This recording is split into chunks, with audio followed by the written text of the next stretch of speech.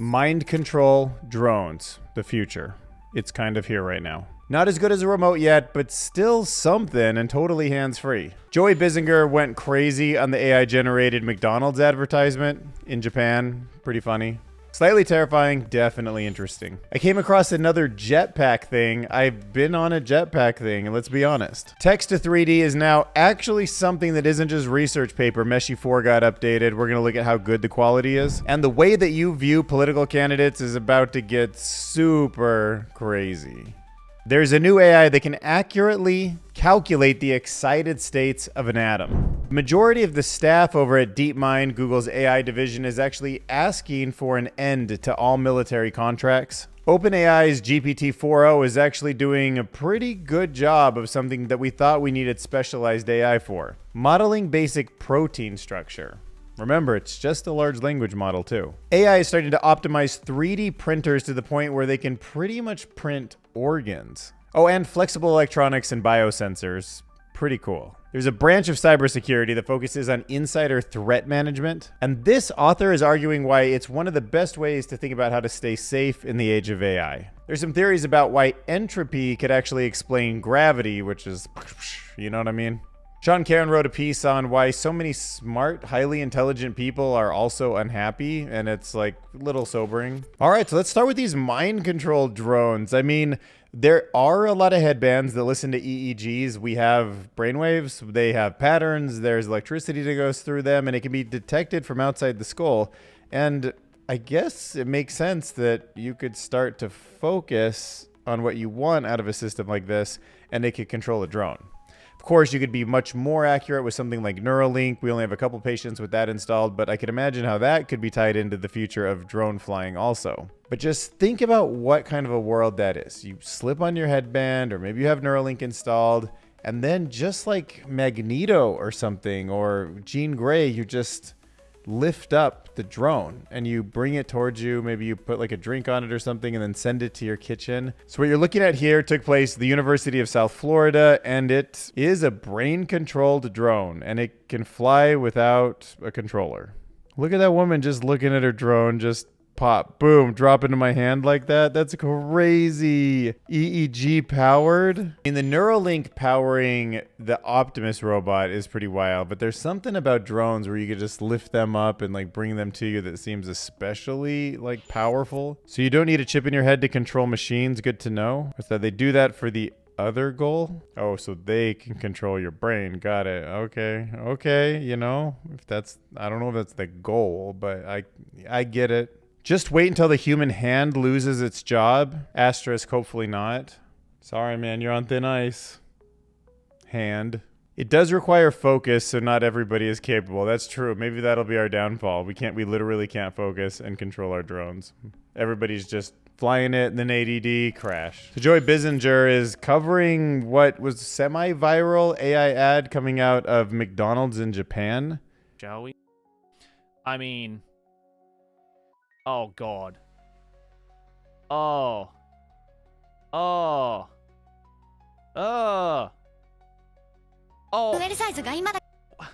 Yo, ain't no way. Did you see that? I love potato, or I love potatoes.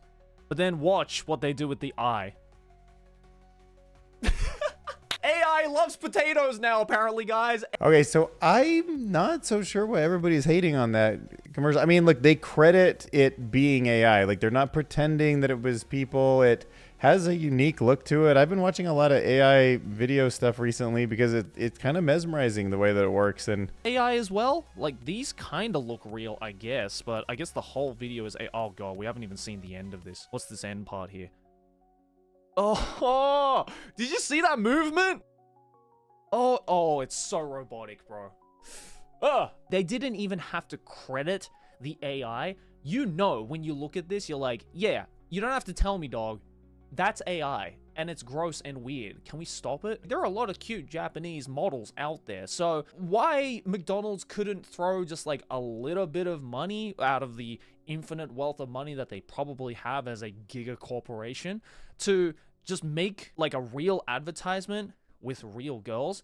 Okay, so I get it. Like, McDonald's has the money to hire real people. So is that their responsibility? I mean, is that what we say? Like, because AI can generate these things so cheaply and they're very human just to keep jobs around, maybe we should support people and say companies like McDonald's can't use AI or something. But free market pressures are just going to go towards the cheapest, most engaging form of media. I mean, I wish we didn't have TikTok also, just watching, making us stupider, but like, look, that got attention and it's fine, and it's just how the world works. At least McDonald's didn't hide the fact that it was AI.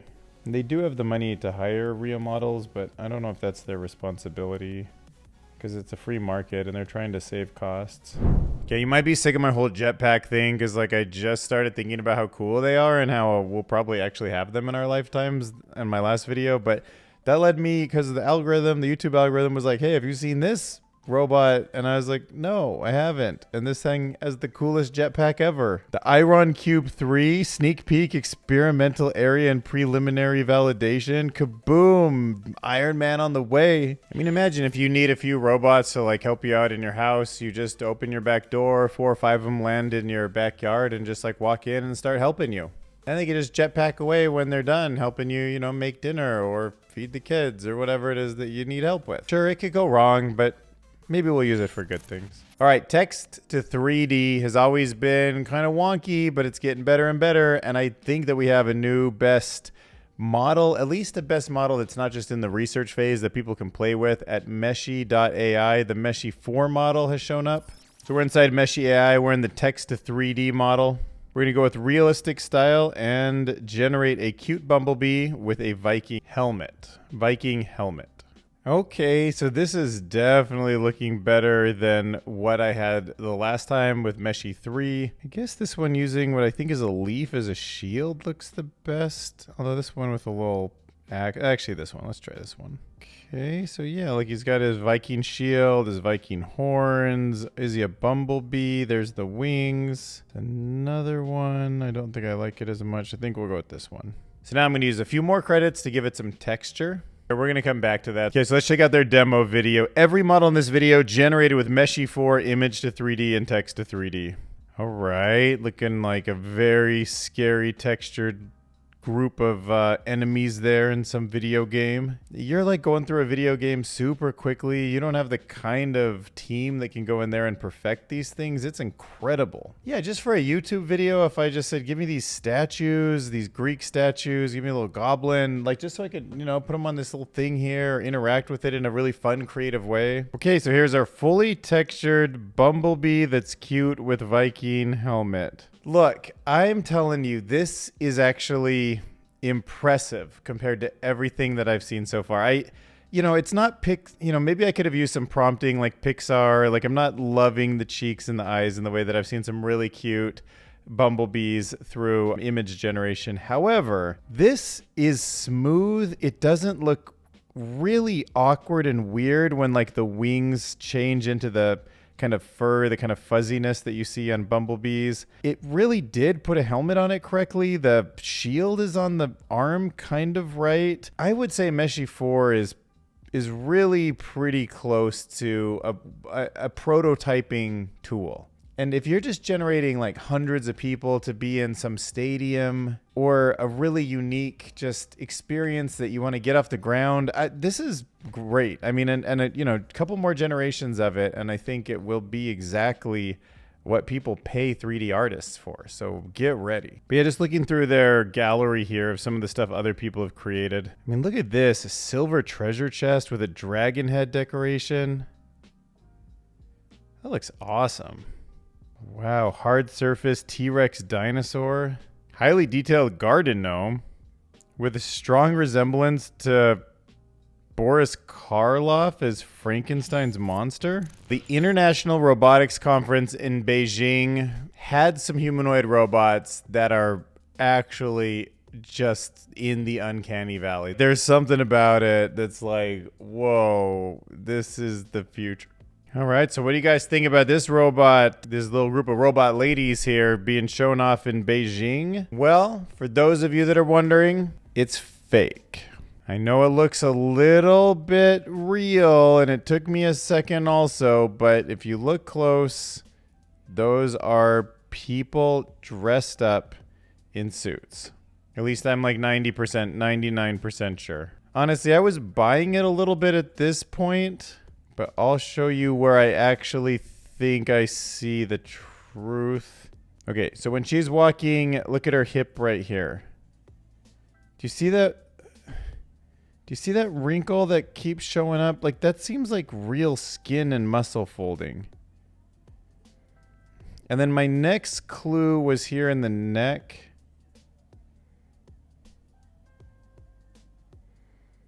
I think there's something about that neck that just doesn't feel like it's a robot with fake plastic skin or whatever folding up. It feels like real skin.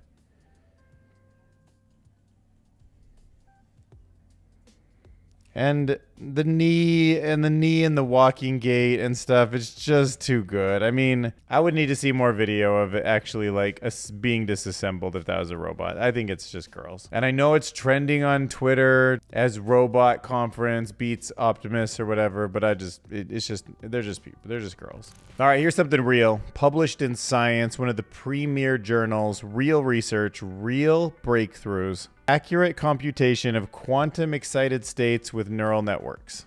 Okay, so to understand how artificial intelligence made a breakthrough, you first have to understand what it is when an atom is in an excited state or not. So excited states refer to the condition of an atom, a molecule, or any other kind of quantum system when it has absorbed energy and it's in a higher energy state than its most stable grounded state. Okay? So in this case, it's usually like in the atom, when the proton and neutron are like in the middle, the electrons are starting to get further away than they want to be. They're using extra energy to be kind of in an unnatural state. They want to get grounded and go back to their like default distance. Of course, it's all quantum mechanical, so it's like probability based, but there's still a average tendency of where it should be. All right, now, and systems that have too much energy will tend to go grounded, and then that means they'll shoot off an electron, so they usually generate light or maybe radiation. And we don't know a lot about that. It's very hard to study, and artificial intelligence is helping us understand when things are in the wrong state, the excited state, and when they're grounded. And when we can make predictions like that, it leads to things like fluorescence, photochemistry, and the operation of lasers, all sorts of real-world utility. So, using AI, based on the work that came out of this paper, we can now accurately calculate excited states in quantum systems using a neural network, specially tuned neural network information. Now have this method. It's called NES-VMC, and it turns the complex problem of finding excited states into a simpler task by treating it like a grounded state problem. And the researchers are able to get highly accurate results on various molecules, including tricky ones like benzene. I guess that's a really hard one to know if it's in an excited state or not. But this approach is more accurate than any other previous method, and it can be used in all sorts of interesting ways. Very cool data set, very cool model that neural networks has made, and it's solving like a real world problem here. So yeah, AI might just transform the future of lasers. All right, so Demis Hassabis, in charge of Google's DeepMind division, is dealing with kind of an issue right now. Nearly 200 of the DeepMind staffers, and I consider these guys the best in the world. I mean, it's arguable, but they've, over time, at least over the last decade, they've really pioneered so much of the modern world in terms of AI. And they're pretty upset that some of their technology is being used for military purposes. So Google DeepMind staff is calling for an end to military contracts. An open letter has the support of nearly 200 of them. And in particular, they highlight Google's defense contract with the Israeli military known as Project Nimbus. Even though it is talking more broadly about a lot of things, that's one of the focuses, and how the Israeli weapons firms are mandated by the government to purchase cloud services from Google and Amazon. So obviously Google is a really big company, and the cloud division is selling AI services to military. And I actually didn't know about this, but at Google I/O's conference this year, pro-Palestine protesters chained together at the attendance entrance. And The Verge was talking about how, I guess at Google I/O this year, the big conference where Google launched all that AI stuff, I mean, I covered all of that. And I didn't know that there were pro-Palestine protesters chained together at the attendee entrance protesting Project Lavender. So it's tricky because Google made a specific commitment when it acquired DeepMind in 2014 that the lab's leader required for that acquisition that their AI technology would never be used for military or surveillance purposes. But of course, now that division has been absorbed because OpenAI was like kicking their butt with ChatGPT and they needed to combine resources and get all their AI talent focused on actual products, not just research. But the cloud division was already doing all the military stuff, so yeah, that's a tricky one. I mean, it sucks when you sign up for something like that, but the world changes, the companies merge, the divisions that didn't have any authority to promise something like that are now intimately intertwined with where your technology is being used, and that's a tough one. That's going to be a really tough one. I struggle a lot with where AI and military should be too, as I don't really want the country to fall behind. I understand the competitive landscape and how bad it is. This stuff is so risky. And look, for me, fundamentally, the biggest risk that we face is it's a human problem first. Like, there's a lot of technical problems about having a super intelligence on the planet, but it's more about getting the core of it wrong because the incentives were wrong, because we as humans weren't aligned in what we wanted, that really makes it seem high risk to me. Anyhow, let's go back to GPT-4. There was an OpenAI surprise when scientists realized that it has the ability to model basic protein structures.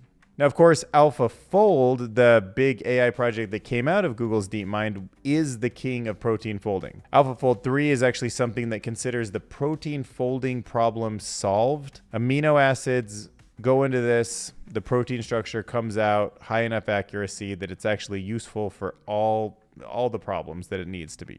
Now, the next big step is learning more about the human body and how the things fit together, but the protein folding is something that we thought we needed specialized models for. In fact, Meta went about the same problem, and they were able to not achieve the same level of success as AlphaFold 3, but they could do similar and with much less computation, and that was a big step forward. But now to find out that actually just GPT-4, a straight up large language model that doesn't even have any 3D geometrical information, can also do a pretty good job at it is surprising. So, study at Rutgers University shows that GPT-4 can model simple amino acid and protein structures with unexpected precision. Now, I almost want to call this an emergent property because the model didn't, it wasn't really trained on this. It's like when the model would pick up on languages that weren't in the training data. It's just shocking sometimes. But GPT-4 accurately modeled the atomic composition, bond lengths, and angles of the 20 standard amino acids. And its precision of the alpha helix structure was comparable to experimentally determined structures. So it was, it figured out the shape. It also correctly identified the amino acids and distances between the interacting atoms in the binding of an antiviral drug to the SARS-CoV-2 main protease enzyme. Yeah, so still rudimentary compared to dedicated AI tools like AlphaFold 3, but still, that's pretty interesting. And its emergence with being unexpected is even more interesting. Who knows what else we're going to see emerge. All right, let's talk about self-improving AI methods, increasing 3D printing efficiency. Okay, so there's always been sort of a coarseness to 3D printers, and AI is now starting to kind of offset the shake, the precision, and all of the little things that just make it kind of imperfect sometimes. And now smaller and smaller to the point where all of a sudden it opens up all sorts of new things that can be 3D printed. When you get as intricate as this 3D printer with this AI algorithm helping to offset all of the little real world problems, you can now start to think about actually designing artificial organs, because you're down there at like the cellular level, flexible electronics. And the algorithm that actually did this is fascinating because it's a Bayesian optimization algorithm that is that's fine-tuned with AI taking the 3D printing settings and making those decisions for it in this Bayesian loop. So it's kind of in this like self-perpetuating cycle where it helps produce increasingly accurate and optimized models the more that it prints, and those of kidneys and prostates are now within reach. And this Bayesian optimization algorithm for 3D settings is actually so versatile that if we get not just traditional 3D printers, but the kind of places where you can print biomedical devices, now we can have the precision to do minimal adjustments on extremely small, biomedical devices.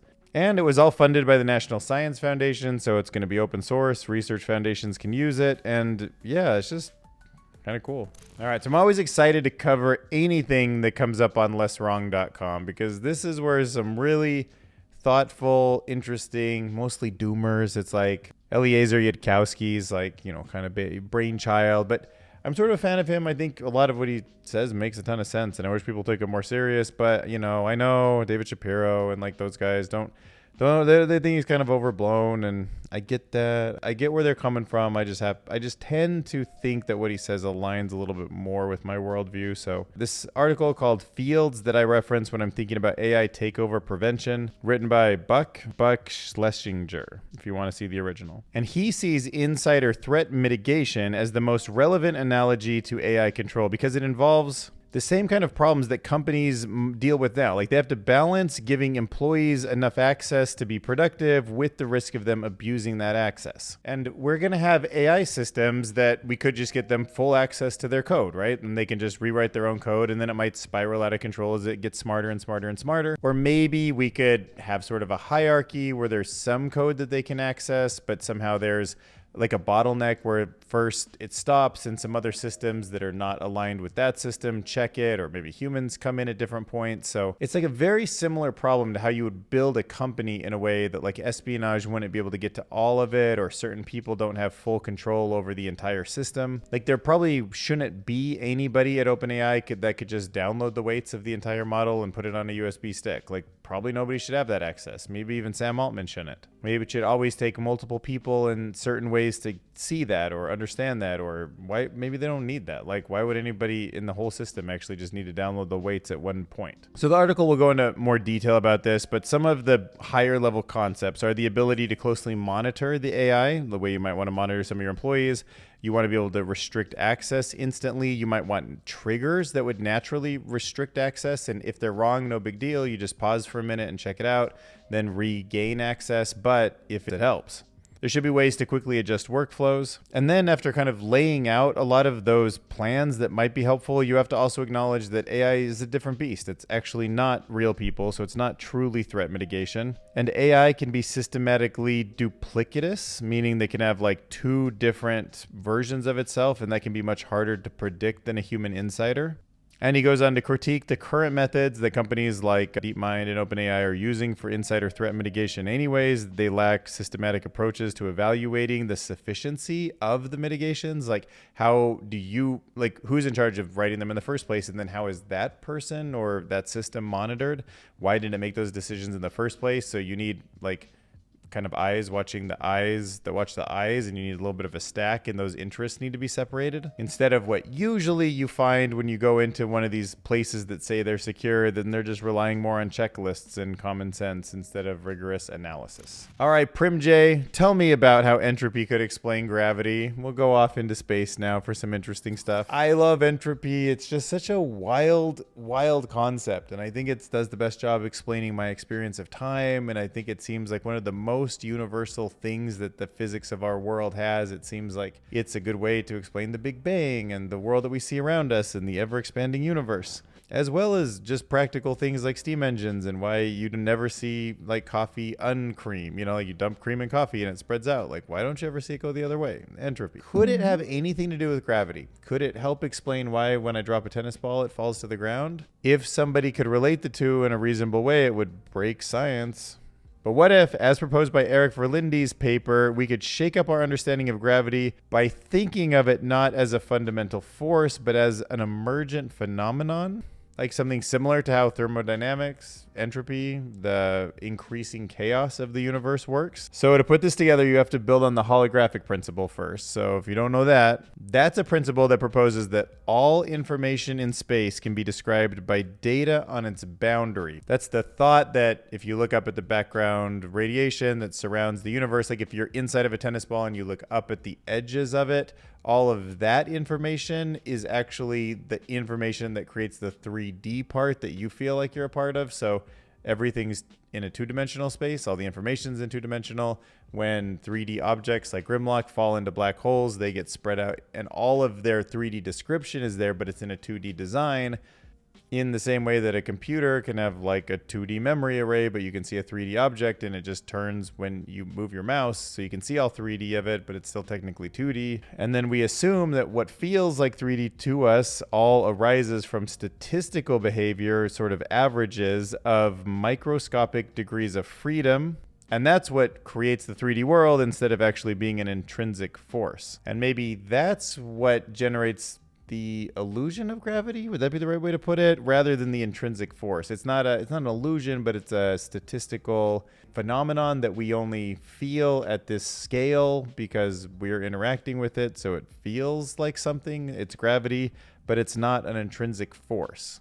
It's fun to think about this stuff. These guys seem like they're smart enough to put math to all of this kind of conceptual stuff. So maybe there is a real grounding in it. Verlindy's theory, this one that we're talking about right now, actually even derives Newton's law of gravity and Einstein's field equation from these principles. That sounds a whole lot like a unifying principle to me. Like that sounds like the grand principle everybody like says they're like sought after or are sought after. Anyway, but this kind of work hints at a new way to think about gravity's potential, explaining phenomenons like dark matter without invoking unseen particles. Tons of skepticism with this. Hard to do some tests on it, so there's not a lot of experimental evidence. It's more just mathematical, and it needs a ton of refinement and a bunch more people to think about it and look into it. But maybe it is time to start thinking, as it says here in the article, to envision space as a storage medium for information, with the information being encoded on the surface, and gravity as an entropic force.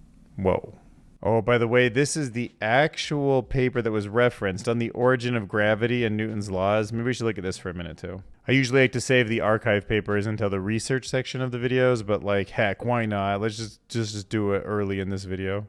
Make an exception. Rules are meant to be broken. Okay, so a little over my head, but here we have an image with a free jointed polymer immersed in a heat bath with temperature T that pulls out of its equilibrium state an external force F. The entropic force points the other way. So is that the force of gravity coming out of that crazy box with lines in it? Maybe. Verlindy argues that gravity arises due to changes in information associated with the positions of material bodies aligning with the principles of thermodynamics. But if you apply the holographic principle, which implies that we're living in something that has lower dimensions than it feels like it does, maybe 2 dimensions, not 3, because it's all just being projected like a hologram, then that mathematics, you can derive Newton's law of gravity. So is that the thing? Like, is that what explains infinity? That we're like thinking about it in 3 dimensions, but it's only 2 dimensions? Ooh, here's what the research paper looks like when it's turned into an image. Like it's got that apple falling into kind of a black hole-y looking thing. That's cool. All right, if you want to nerd out on some like researchy paper stuff, I feel like on the origin of gravity and the laws of Newton, maybe you understand that kind of super higher level math, and you could tell me in the comment section if you think it's legit or not, or if you found errors in it. And if you are smart enough to understand that math and leave a comment on my website, I hate to say it, but you might be one of the many highly intelligent people who are also unhappy. Look, don't kill the messenger. Like, I'm not trying to be a doom channel. I'm just like, look, there's a fact. Like, people that are really smart tend to have more things to worry about because they can see the future in a weird way better and can worry about more things. That's it. It's still a superpower. It's still a healthy thing to be smart, but let's talk about what Sean Kernan wrote on Medium and why his subtitle is Reversing the Link Between Intellectual Excitability and Unhappiness. So he uses the anecdotal example of N1, Jeff, his uncle, who is the most achievement-oriented person you could have ever met. Valedictorian at his high school, went on to Princeton, top neurosurgeon, brilliant steel trap memory, and also fairly miserable. Never settled down with a family, consumed with his work, and died at the age of 50 from a heart attack. And even though it feels, and we're going to talk about some of the math and science behind this, we're going to look at the data because, like he says, it feels cliche to even say that intelligent people are less happy, but there's some truth to it. Even though achievement and elevated income can generally help you in the realm of happiness to an extent. So we got to, pick apart all those those tied together knots. The same capacity that gives a chess master the ability to see 20 moves into the future can also allow them to see the problems and potential disasters in everyday life. But the piece does explore some of the positive sides too, so even though intelligent people often do struggle with anxiety and depression, it's not like all of them do. There's plenty of smart people that also live really positive, happy lives by their self-analysis. What they're doing different is a little bit subjective, but there is some in the data suggestions that cultivating hobbies, avoiding a scarcity mindset, and prioritizing the relationships in your life will often help mitigate the challenges that come with being hyper intelligent, and thus leading to a more fulfilling life. Like, do you have any anecdotes of people in your life that are super hyper intelligent and also very happy? Because if so, I would love to hear what you think the reasoning behind that would be. Like, does it seem like they're working on the kind of intelligent projects that make the world better and that does it? Or is it about the way that they still balance their family life? If they're really into a hobby, what is the hobby? Maybe there's some like insight there we can glean like as a community in the comment section. What do you think, Grimlock? Any thoughts on happiness? Grimlock love this time of year.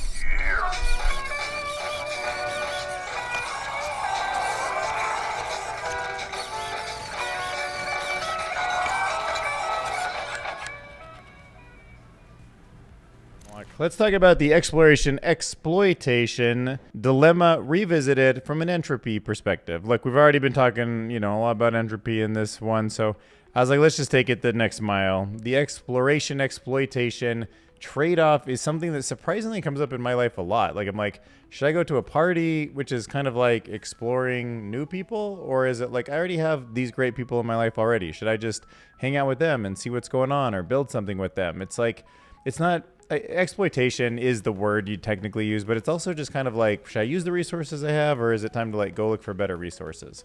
The one-armed bandit problems, yeah, like you would imagine these kind of fictional slot machines, and if you had 6 or 7 of them in a row, and they had different payouts, and you weren't really sure what their payouts were, how often should you pull one slot to find out if it pays off and then measure that? Because on average, of course, if you did millions of pulls on all of them, you would like hone in on the exact average and you would know which ones paid out really well. But you also, if you only have so many pulls, you might want to start thinking about switching to a new machine. If you do 3 pulls on the first one and they're all dead, like maybe the odds of winning on this slot machine are really, really low. Like they could be high and you just got unlucky for 3, but at that point, you might want to make a decision to move on and explore. Like you might want to go explore something, but if you do 3 pulls on that and they all pay off, maybe you should keep exploiting it. Like maybe that's a high paying machine, even though you've only had 3 pulls, which statistically isn't enough to tell you much. But, factually, if you've only had 6 pulls and this one had 3 negatives, that had 3 positives, then that's probably a good machine.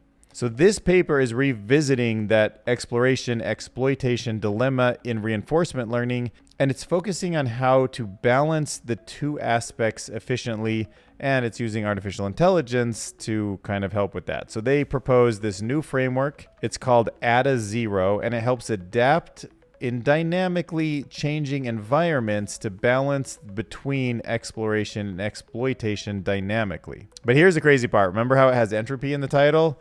It's actually using entropy. It's a measure of disorder that it's using as its guiding metric. Laws of thermodynamics are being applied.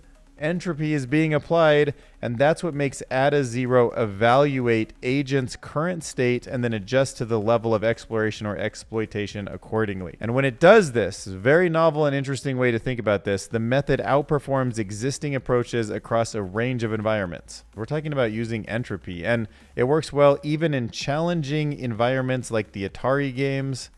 And the key innovation is the framework's ability to automatically adapt and optimize the agent's behavior without requiring manual adjustments. I guess there is an evaluation network that's like a traditional neural network in here too. So just to be, I kind of went off on like, sorry, neural networks, like you're not part of the AI, but you are. It's all so much AI is just neural networks. But anyways, here is a nice graph of how it works. So this is ADA0's framework, and the first is the state autoencoder. So the raw state of the system, you get a feature extraction. We've seen autoencoders that do all of that a lot, then reconstruct into the next state.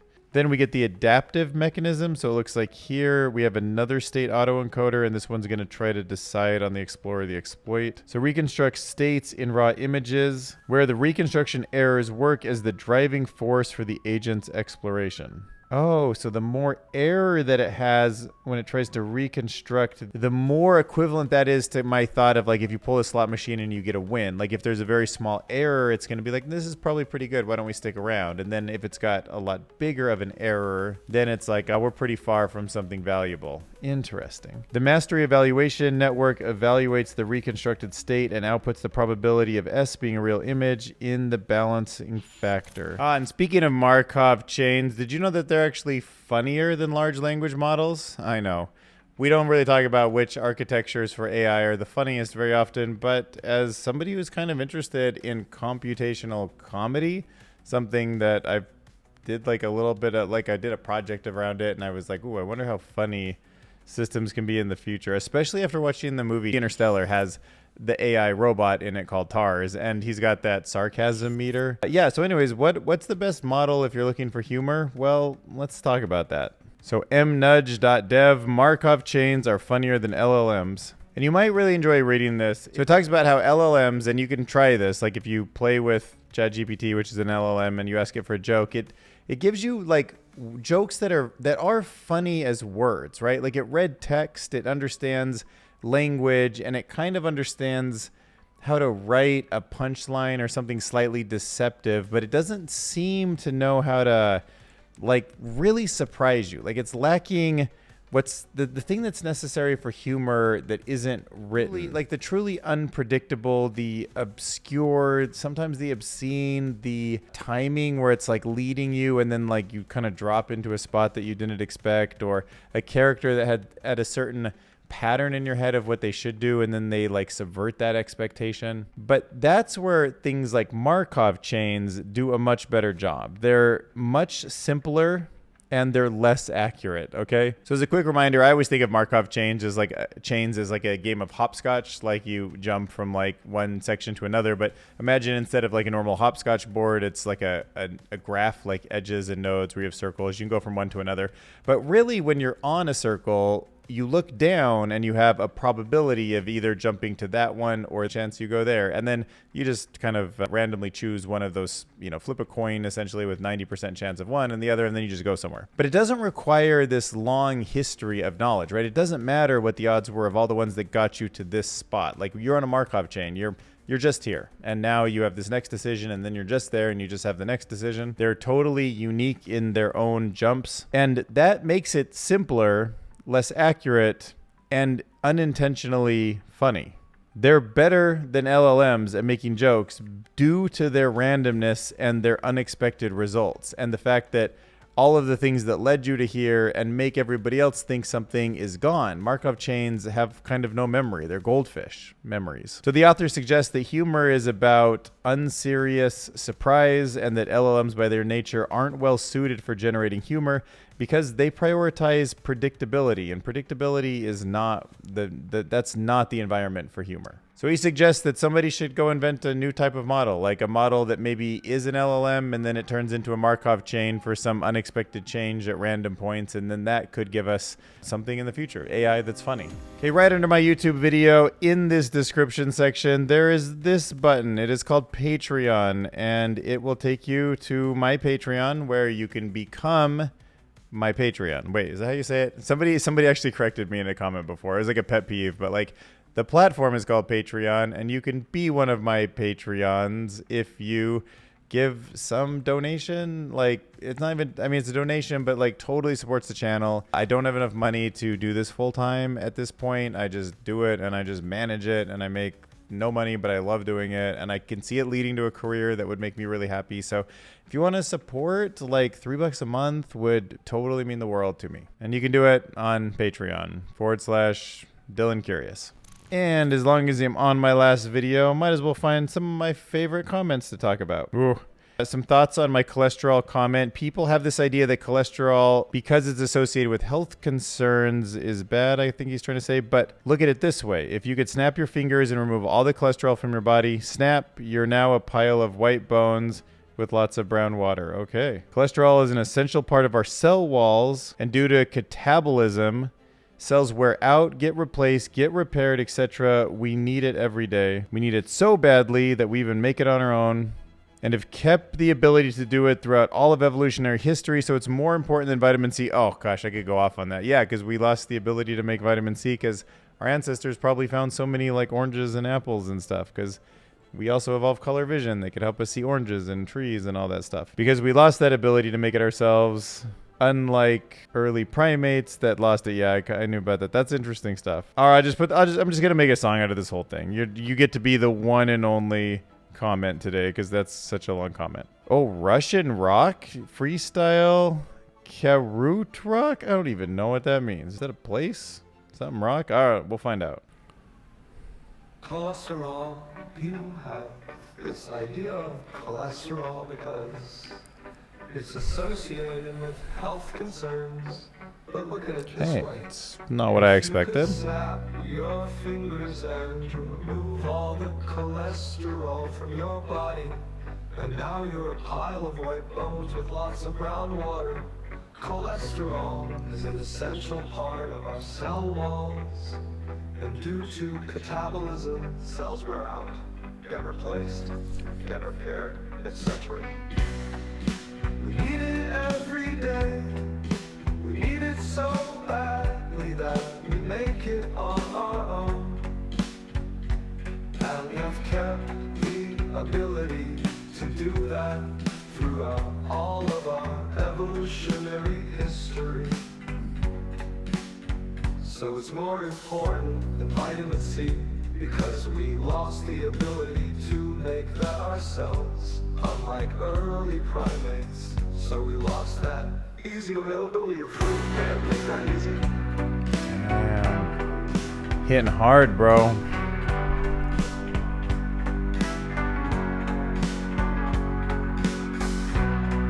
All right, there you guys go.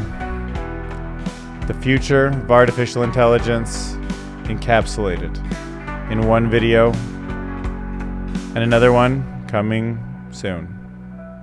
Subscribe to my Patreon. Thank you. Have a wonderful night, everyone.